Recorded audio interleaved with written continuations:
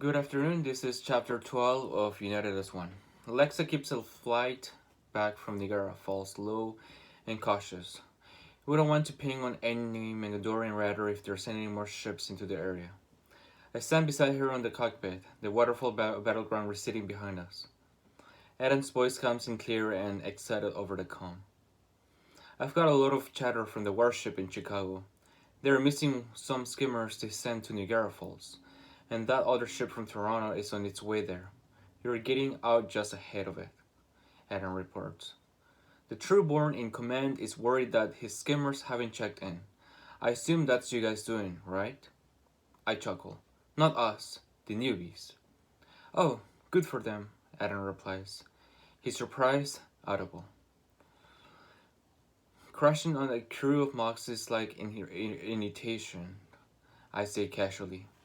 Lexa glances up at this. A tight frown on her face. I look away from her.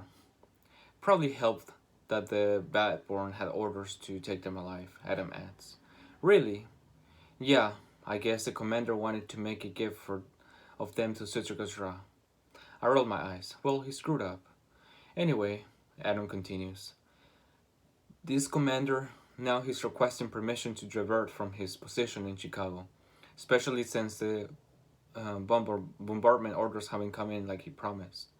He wants to lock down the Lorelite stone at Niagara Falls in case more guards teleport through. I grimace. That's exactly what Ella was worried about.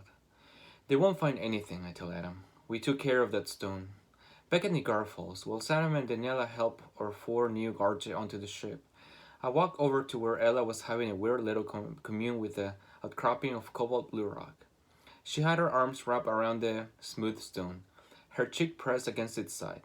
It throbbed with Loric energy, and for a moment I was worried that she might be about to teleport away, or do something even weirder. Ella, you ready to go? I asked, softly, not wanting to disturb her. She didn't respond right away. The Lorelite stone flickered rapidly for a moment. Suddenly, transparent veins of energy, electric energy visible inside. Then, a moment later, the stone faded, the cobalt blue seeped away, and it looked dull, like any number of dark rocks jumping out of the falls. Ella looked around, frowned, and dusted off her hands. Ready, she said to me. I didn't move. Instead, I pointed at the stone. What did you just do? I turned it off, she said. I don't want anybody teleporting here if the Mongolians know about it. I looked from the stone to Ella. You can do that? Control them? Didn't know until I tried, Ella replied, her eyes literally aglow. Since the sanctuary, since I fell into the energy, I felt connected. Connected to what? Lorien? That, yes, and Earth. Everything. It's fading through. Whatever Legacy did to me, I don't think the effects are going to last. Ella started walking towards the ship. Come on, I need to go have a very unpleasant conversation with John. I nodded like I understood what Ella was talking about. I decided it was all our best interest just to let Ella do her thing. She'd been through a lot, seen more than I could imagine. Let her handle the mystical. I'd handle the dirty work. Six, you there? Adam's impatient voice comes over the radio. I'd spaced out, thinking about Ella and her effect on the Lorelite. From her seat behind the controls, Lexa peers up at me and raised her eyebrow. Yeah, sorry, I'm here, I reply. What's the response been from the Mogs? They're gonna move with the warship? They don't know about what the hell they're doing. With Citricus out of the commission, they are all just yelling at each other. Some think Citricus would appreciate the commander's decision to pursue Garge. Others think that he's mad to question beloved leader's orders to stay put. You really messed up their whole operation, Six. I'd be lying to myself if I didn't feel a bit of pride at Adam's words. Still, a nagging voice in the back of my mind knows that it wasn't good enough. Eventually, Citricus will rise, and his temporary advantage will be gone. Their entire chain of command is starting to unravel, Adam continues, energized. I mean, there's no page in the Great Book that tells the Mogs what to do if their immortal leader suddenly vanishes. John and I think we should seriously be exploiting this before Citricus wakes up and reserves control. You have ideas? I think so, Adam pauses. They might be a little dangerous, though. What isn't dangerous? I reply. When Adam's off the comm, Lexa catches my eye. So I can tell that she's got something to say, so I linger in my cockpit. Those kids would be picked up, she says quietly. Yeah? They seem to be ready to you. Were the 9 of us ready when we boarded the ship? I reply. Lexa gives me a look. I stare back and she even eventually turns to the front window, letting the matter drop. I leave her side open and the door of the passenger area, lean against the frame and observe our new arrivals. There's Fleer, her blonde hair pulled back and damp with sweat and river water. I get why Nine was panting like a cartoon dog when he saw her in the video. She's beautiful. Except now there are blaster burns up and down her arms, on her shoulders, the side of her neck, charred skin, blisters, bubbles of flesh. She shivers as Daniela carefully presses a cold compress to her wounds. You're gonna be just fine, Daniela says to her. John can heal these burns right up, good as new. Fleur nods, though the motion seems pretty uncomfortable. She has to grit her teeth to respond to Daniela in accented English. You have. This has happened to you before, yes? Daniela blows one of her braids out of her face. Actually, I have been pretty good about not getting shot so far. I've only been doing this whole defend the planet shit once the invasion started, though, so I got time. Oh, Fleur replies, seeming almost disappointed. I thought you were one of them, or at least had. Been doing this for a while. Daniela beams at that, but shakes her head. It's crazy to me that Daniela's been seen as a veteran Garge. She survived New York City. That's not small accomplishment. Doesn't mean she isn't green. Us original Garge had years to train for a battle like this. These new kids don't have that luxury. You're getting thrown right into the mix.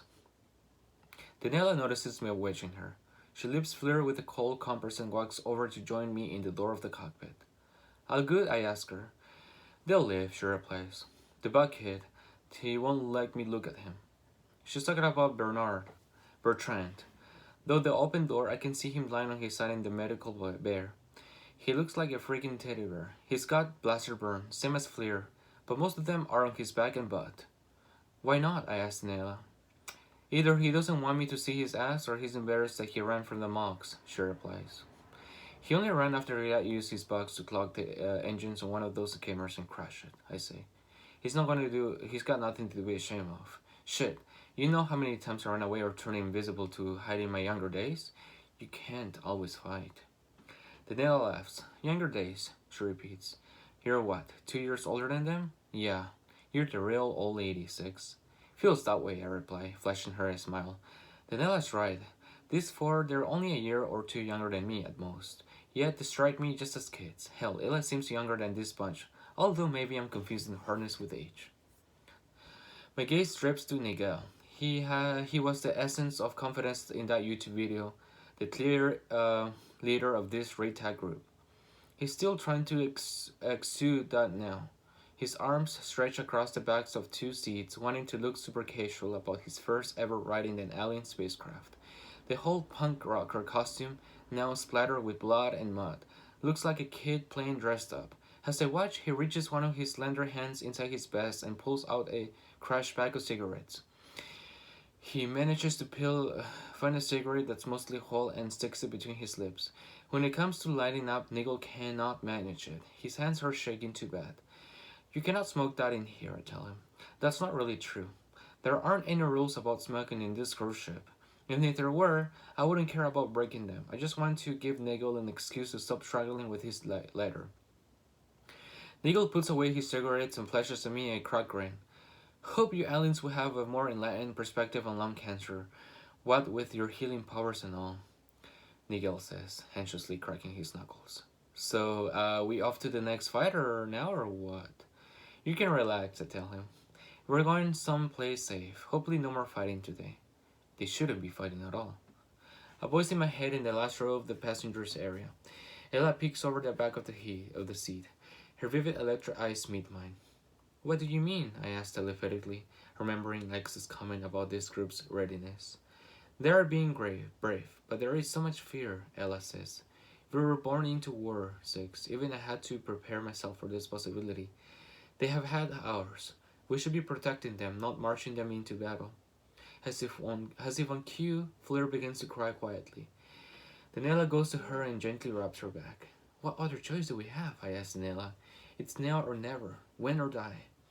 When all was lost in Loriem, the elders sent us here to find another day. Danila responds.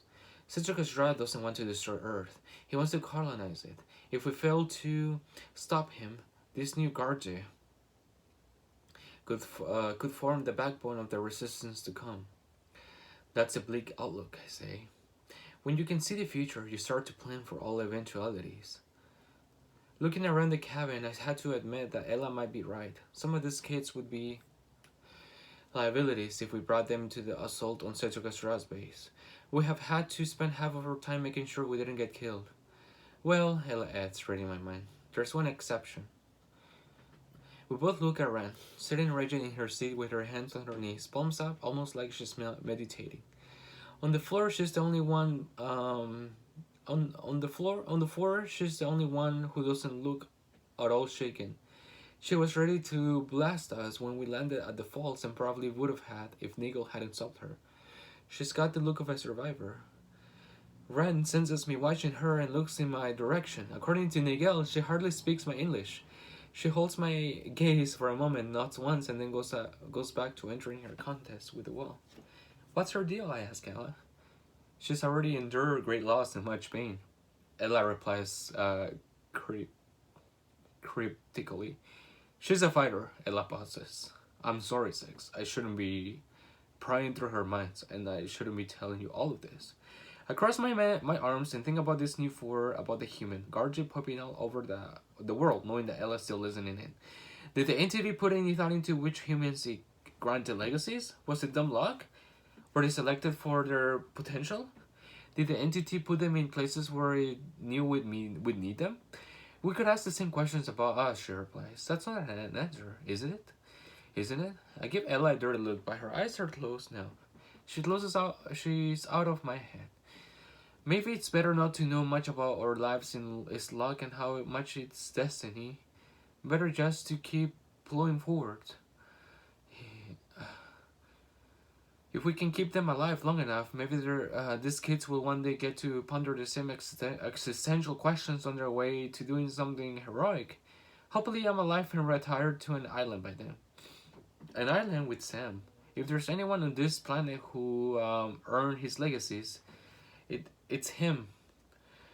No way it's just a coincidence. Everything he and his family have done to help Garge, the entity must have recognized that. He's the one piece of this whole cosmic legacy bullshit that makes sense to me. I watch Sam from the cockpit doorway as he stares out of the window, chewing out his lip, lost in thoughts of his own. I've seen that look before, just like I've seen that one that follows. His eyebrows shoot up and flinches like he just got squashed with cold water. That's how Sam looks like when he gets an idea. He sat on his seat quickly and then headed in my direction, blusting a bit when he realizes that I've been watching him this whole time. Hey, can I check out something in the cockpit? He asks. I raise an eyebrow. You're not going to almost crash the ship, are you? No, not planning on it. No. With a lingering glance at Inla, I walk in with Sam into the cockpit and close the door behind us. Lexa looks up as we crowd in. You have still got one of those mock cloaking devices hooked up in there, don't you? Sam asks. Lexa nods and points to stop underneath the dashboard where a bunch of wires have been yanked out of the console and hooked up to a plain looking black box right there. Right there. Sam bends down to have a look and then picks up the box in his hand. He studies it. What's he doing? Lexa asks me. Should I be worried? Sam's assured me he's not going to crush us. Oh, good, Lexa replies. With Sam engrossed with the cloaking device, I sit down on the arm of Lexa's chair. Hey, I'm sorry if I blew you off before, I say. I think you're right. Some of those kids probably aren't ready. They did good today, maybe just got a little lucky. But other than that, Ren and Daniela... I shake my head. You see what I mean? Lexa says. I granted I'm not Zipan, but they need training before they do anything. We cannot expect all of them to fight. Not yet, I agree. It seems almost cruel to run up against Tetrukastra at this point. I always thought that about you Garge, Lexa replies, and you had years of training to prepare you, thanks to the protective charm. There's nothing shielding these humans. Sam looks up from messing with the locking device. I don't know about the other level up humans, but when we got against Tetrukastra, there's no way I'm sitting out. I decide maybe it's good time to change the subject. What are you doing down there anyway? He holds up cloaking the device. I thought maybe with my legacy. I don't know, maybe I could talk to this thing. My dad and those scientists have been trying to duplicate the frequency. Maybe I can help somehow. If Sam's right, he can use his legacy to crack the Mongolian locking frequency. Then he's got exactly the legacy we need. That can't just be dumb luck, right? It's destiny. I grinned at Sam. If you can figure that out, Sam, when this is over, I'll make sure they build you a statue. Sam smiles at me and then returns to fiddling with the clocking device. I glance over my shoulder back into the cabin and again consider the humans we picked up. Sam, Daniela, these others. To me, it feels like we're heading towards a final battle. But it doesn't have to be that way for them. We could throw everything we've got for at Setsukusra and still not be assured of victory. Or we could protect some of them, leave them ready to pick up the pieces if we fail. I sighed. I wonder if this is how elders felt before they sent us here. It's not an easy thing. Everything, deciding how much to sacrifice. And this is the end of chapter 12.